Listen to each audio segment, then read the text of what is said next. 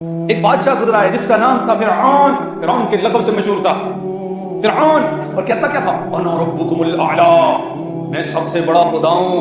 میں سب سے بڑا خدا نہیں، صرف خدا نہیں، میں سب سے بڑا خدا ہوں. اور روایات میں آتا ہے کہ 20,000 بنی اسرائیل کے بچوں کو قتل کرنے والا، ایک روایت میں 17,000 بھی ہے، لیکن اگر 20,000 بھی ہوں، اس نے اپنے تخت کو بچانا تھا نا. اس نے کہا جی کسی نے بتایا کہ جناب تیرے خواب کی تعبیر یہ ہے کہ جو بچہ اس زمانے میں پیدا ہوگا تو اس پر چھری چلا دے، بچہ نہیں ہوگا تو تیری سلطنت بھی کہیں نہیں جائے گی. تو اس نے اس پاداش میں تقریباً 20,000 بچوں کو کیا کیا؟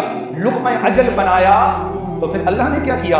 اسے ایک سمندر میں غرق کیا، اور پھر اس کے جسم کو نسیاً منسیہ نہیں کیا، مٹایا نہیں، بلکہ اللہ رب العزت نے قرآن میں فرمایا فَالْيَوْمَ نُنَجِّيكَ بِبَدَنِكَ لِتَكُونَ لِمَنْ خَلْفَكَ آیَةً، آج ہم تیرے بدن کو نجات دیں گے تاکہ تو بعد میں آنے والوں کے لیے عبرت کا نشان بن جا.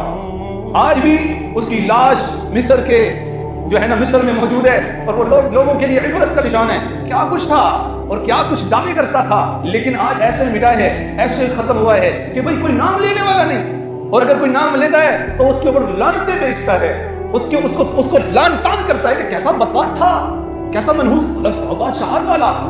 تو یاد رکھنا کہ ظالم کتنا ہی بڑا کیوں نہ ہو اور کتنی طاقت والا کیوں نہ ہو، ایک دن اس نے مٹ جانا ہے.